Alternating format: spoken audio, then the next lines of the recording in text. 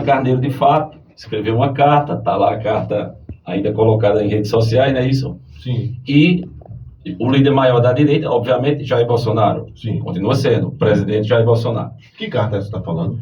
Não, a carta aberta de carta aberta sim, do, sim. do início do ano, que ia se afastar da política, para questão de mandato. Então, assim, nesse contexto específico, aí eu vou fazer outra pergunta em cima disso, viu? Nesse contexto específico, não é uma contradição esse apoio a Alan, já que Alan está, vamos usar essa expressão, está calado, no sentido de falar pouco, falou hoje aqui coisa boa, está calado, mas Jair Bolsonaro, como presidente, o líder maior de vocês, sempre foi muito falante no contexto político da palavra. Então, não é uma contradição nesse ponto. O líder maior de vocês, Jair Bolsonaro, bastante falante, Alan Carneiro apoia Alan, o Alan que está calado. E o outro ponto é o seguinte, ainda sobre Alan, o apoio a Alan Carneiro, o PL. Alan Carneiro nunca foi um declarado, como o pessoal da direita mesmo gosta de dizer, esquerdista, porém também nunca foi um bolsonarista. Ele não é conhecido como bolsonarista. Sim. Em relação ao eleitor, o povo, não é uma contradição esse apoio a uma pessoa que nunca foi declarada bolsonarista? Então, Primeira pergunta sua sobre Bolsonaro falar demais e Alan falar de menos. Eu vou lhe dizer, no casamento, nunca dá certo os dois falando. Eu acho que na sua casa é do mesmo jeito. Na minha casa eu falo pra Dedéu. Minha esposa diz que eu ando de noite, dentro de casa falando. E ela é bem calma, mansa. Dá certo. Sabe por que o casamento dá certo? Porque Bolsonaro fala demais e ele fala de menos. Aí dá certo. Por que o casamento aqui dá certo? Porque o deputado Abimael fala demais e ele pensa. E eles falam de menos. Nisso aí, em relação a isso. Em relação à carta dele, isso é bronca de nem. Eu estou tentando convencer ele. Eu estou explicando a ele que Santa Cruz precisa dele. E não é ele que precisa de Santa Cruz. Porque ele já tem a vida dele. Só que Santa Cruz precisa dele. Mas dele como? Dele um gestor. Dele com a visão política que ele tem. Não só ele. Tem aqui também o Dida, que tem sua história. O grupo precisa dele. Só que aí eu estou convencendo. E se for por carta, eu que escrevo uma carta. Pega o papel aí. Pega o papel aí que eu faço uma carta agora, Alan. Santa Cruz precisa de você. Vá lá e bote outra carta em cima da outra. O deputado Abimael Santos me convenceu que Santa Cruz precisa mudar e precisa de um gestor que não queira inchar a máquina, que queira secar a máquina, que queira fazer as coisas acontecer, que queira construir escola, que queira construir quadra, que queira dar saúde, que queira que dentro do hospital tenha dipirona, que tenha médico, que tenha atendimento de manhã, de tarde, de noite, que os médicos não sumam. Aí eu escrevo uma carta. E eu escrevo que nem doutor, você quase não entende, mas a gente traz aqui um tradutor, nem que seja de braille, mas a gente escreve uma carta e entrega a ele. Aí ele publica a carta, isso é a carta do deputado Abimael Santos. Bora fazer agora? Tem papel aí? Quer fazer agora? Agora. Do mesmo jeito que eu assinei lá para Gilson ser candidato. Gilson ser candidato a prefeito de Recife. Eu fui embora para lá para assinar. Quem assinou foi Bolsonaro, Anderson, Gilson assinou como candidato, Coronel Feitosa, Coronel Meira e o deputado Abimael Santos assinou para ele ser candidato. Se for o problema foi esse, bora fazer gente aqui no grupo para a gente Vamos fazer agora, Maio. Tem papel e caneta ali. Topa. Topa falando. Agora, que hora termina o teu... Eu até uma hora, mas hoje vai passar um pouco. Pode. Agora eu escrevo devagar. Dá tempo. Esse objetivo aí. Topa falando. Então, já se entregou, né? Você entende? Então, veja só. Não é... É pressão, né? Não é, por exemplo, o pessoal, eu chego na Assembleia e os deputados, até os deputados de esquerda não, os de centro. Os deputados de centro chegam para mim e dizem, ô Matuto, tu acredita que essa casa tava faltando um cabra aqui dentro? Os deputados dizem, olha, aqui tava faltando um cabra como você. Tinha não, né? 49 não tinha. Não tinha, por isso que eu tô lá, porra. Não tinha. Tava faltando alguém como você. Alô, Diogo Guedes, que passou um bocado de mandato aí. Então, veja só, se os deputados, ele consegue ver que na democracia precisava de alguém desse meu perfil, eu, deputado Abimael Santos, consigo ver que em Santa Cruz precisa de políticos assim como o Dida, assim como o Alan, entendeu? Eu acredito que Santa Cruz precisa de políticos. E eu não estou falando de político só no fato de ser político. É um político gestor. Meu irmão, para entender. dizer uma coisa aqui que é complicado de comparar, mas, meu irmão, a minha cidade é uma cidade pequenininha, pessoal. Vocês têm noção? Eu queria que a população entendesse. A minha cidade é uma cidade pequenininha. Eu converso muito com o Alan. Eu disse, Alan, o nosso prefeito é um gestor que nem tu, macho. Mas todo ano é escola. Eu tô mentindo? É todo ano é escola. Me diga qual é a cidade que anda sem escola. Santa Cruz. Qual é a cidade que você consegue subsistir sem escola, sem educação? Meu irmão, o prefeito terrível da nossa cidade, Toritama, ele tá fazendo 2 creches, macho. Se você... Pronto, é Toritama, estamos falando de Toritama. Traz pra cá. Faz a junção. Vê a renda da cidade e a de Toritama. O porquê temos e aqui não tem. Quem tem que fazer essa pergunta é o povo.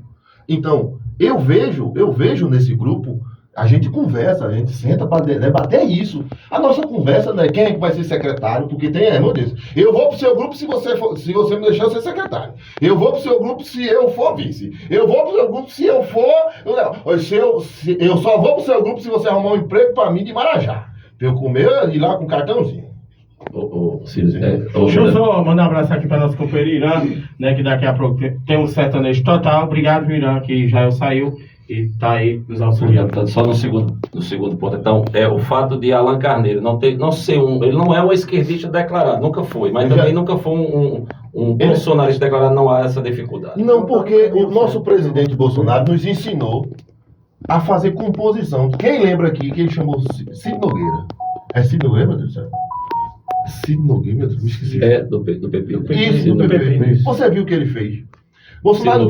Isso. É Ciro Nogueira. Ciro Nogueira. Veja só, o nosso partido, PL, estávamos com dificuldade no primeiro ano de diálogo. Porque era só briga. O primeiro ano do governo Bolsonaro era só briga. Queria as coisas certas, mas era na briga. O que é que o presidente Bolsonaro fez? Chamou Ciro Nogueira e disse, meu filho, eu preciso conversar com o centro. Nós precisamos governar esse país. Nós precisamos ter entregas nesse país. Aí ele foi dialogar com o centro.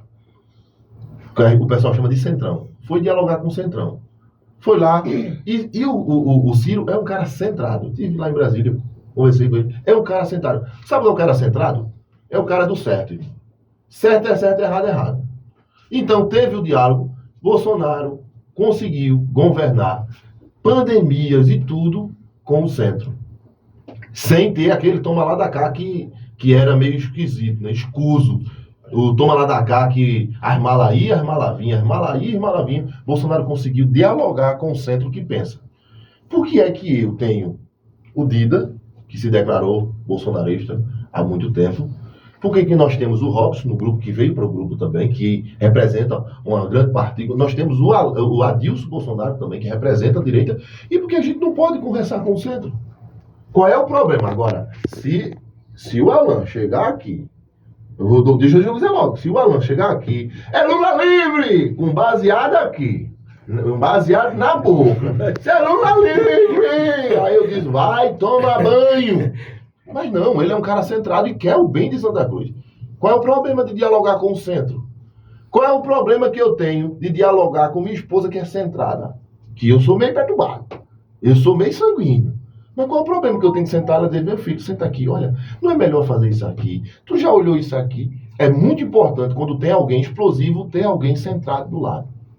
Ou você não acha? Inclusive, eu vi a entrevista sua antes, viu, Petrônio? Né? Você falou que tinha até tias petista na sua família, você respeitava como pessoa. Eu achei interessante, porque às vezes o pessoal pensava meio extremista ao ponto de brigar com família, enfim. Acho que você falou, não foi? Eu estou fazendo uma festa agora em janeiro com toda a minha família. Vai ser o marco da história. Eu vou juntar tudinho, vou mandar buscar tudinho dentro de Pernambuco. Vou juntar. Agora na minha família tem maconheiro. Veja só, eu não vou mentir pra tu. Tem lésbica. Na minha família, tem a minha tia, que é a presidente do MST, lá em Taquitinga. E tem um monte de bolsonarista doente. E essa mistura? E eu vou juntar tudinho, meus pais, meus tios, Fazer um churrasco. minha família, e vou dizer, independente do que você torce, do que você prega, do que você acredita, você é meu sangue. Eu lhe respeito como tia, como tio, você é meu sangue. Nós não podemos concordar na questão política. Se for assim, eu vou começar a matar a minha família? Vamos matar os esquerdistas. Vou começar por dentro de casa. Aí vamos lá, os esquerdistas dizem, vamos matar os bolsonaristas. Aí vem a mulher, é de esquerda e o cara é de direita, ou vice-versa. Aí vai começar a matar dentro de casa. Não, acabou esse negócio. Uma coisa é você ter seus princípios, seus ideais, acreditar nele, defendê-lo, mas respeito do outro. Ou você acha que quando chego na Assembleia eu fico dando tapinha em Diogo, porque Diogo gosta de Lula? Não. Ali é o lugar de diálogo, de debater Pernambuco. As ideias deles, que é contra a minha, eu combato. Ideias, não pessoas. O problema é que a gente não consegue entender. Aí o pessoal veio falando alto, veio desse meu jeito, mas é o meu jeito. O meu jeito indifere do que eu penso, do que eu sou. O meu jeito é uma coisa. É a minha natureza. Eu sou sanguíneo. Entendeu? Então a gente precisa entender essa questão. E parar com isso. É porque as pessoas... A polarização política, as pessoas querem levar para o pessoal. Temos que entender. O pessoal é totalmente diferente. As ideias políticas elas é para ser discutida, combatida, né, ou apoiada. Petrônio tá com a língua coçando aí. Fala, Petrônio. Doido pra... Corta pra Petrônio. Se tivesse passando um enchente, o Alvo Maior tivesse em cima da ponte, ali em Toritama, tivesse passando um enchente, tivesse o grupo vermelho e o grupo azul, Alvo Maior jogava a boia pra quem? Pra salvar um dos dois? Se tivesse uma boia, isso. jogava no meio. No meio. Quem pegasse, pegava. Do ano. Entende? Não, eu não fico em cima do muro, não, macho. Aí eu pegava, socorria o azul e dizia vermelho, vem assim, bora se converter. Dá tempo ainda, né? Dá tempo ainda. Em relação ao governo do Estado, deputado, a gente sabe que você é aliado, inclusive Alan também, né? De Raquel Lira, né? Mas você é um cara que cobra e reclama e vai na tribuna e mete o pau e diz que foi do PSB, não sei quantos anos, mas Raquel tem que resolver. Como é que tem essas críticas? Ela aceita? Como é esse posicionamento seu? Que é diferente, né? Porque é diferente, a gente viu o Diogo Moraes, né? Ele passou o quê? 12 anos, né? Com o Eduardo Campos e com o Paulo Câmara e não fazia essas críticas e eu acho interessante, Amael. E é plausível isso que você faz, e continua assim. É por isso que os deputados dizem que estava faltando o cabra macho. O cabra macho não, tem cabra macho não. Estou indo parar. Quando você falou no negócio roxo, estou indo parar, subiu aqui, né, Dida, no começo. Olha, minha gente, eu tenho aquele negócio roxo e o camarada, ao contrário, não tem. Acabou ganhando a eleição de Açoeira, né, Dida? Inclusive, vocês se deram visto naquela época. Mas ganhou por causa disso? Ganhou com mais de 3 mil votos. Mas não foi por causa disso. Mas isso aí ficou, né? Que ele era macho e o outro opositor não era, né? Pegou bem pra galera isso aí. Pegou bem. Ainda bem que não tava aqui. Pegou bem pra mim, não. Lembrando que o ano era 2008, né? 2024. Tem que cuidar, 2023. É a forma da gente do Nordeste falar, né? E ele ainda fala uma palavra que eu não vou falar aqui, que é meio-dia, né? Não fala não, mano. Diga lá em relação a Raquel Lira. Em relação a minhas cobranças é o seguinte, eu entendo, eu escuto meu eleitor. Abimael Santos, meu irmão, eu sou a voz do eleitor. E eu quero ser essa voz. O meu eleitor chega para mim, liga para mim e diz, deputado, olha, Raquel Lira está fazendo isso de errado.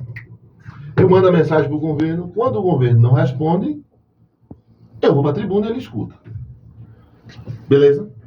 Quando o governo não responde, eu vou para a tribuna e vou lá e chamo a atenção e respondo. Ou para a rua, para o asfalto. Se eu reclamar de alguma coisa que estiver errado e o governo achar ruim, eu não tenho crise nenhuma. Entenda. Não foi Raquel Lira que me elegeu. É isso que o político precisa entender. Não foi Paulo Câmara que elegeu fulano e tal. Quem me elegeu foi o povo. Eu não comprei um voto. Eu não preciso estar me escondendo, nem fazendo acordos escusos, porque fulano me apoiou, não. Certo é certo e errado é errado. Se o governo errou, pau, conserte. Porque se o governo consertar, o que vai acontecer? O governo vai começar acertando, se reelege e continua acertando. Ganha o governo e ganha o povo. Se eu me calar frente às arbitrariedades, os erros que acontecem no governo, o governo tende a errar, e o povo daqui a 3 anos botar ela para fora. E eu não quero. Eu não quero o PSB de volta, não. Eu não quero o PSB de volta em Pernambuco. Então, eu tenho que chamar a atenção de governadora, estão boicotando seu governo. Acorde!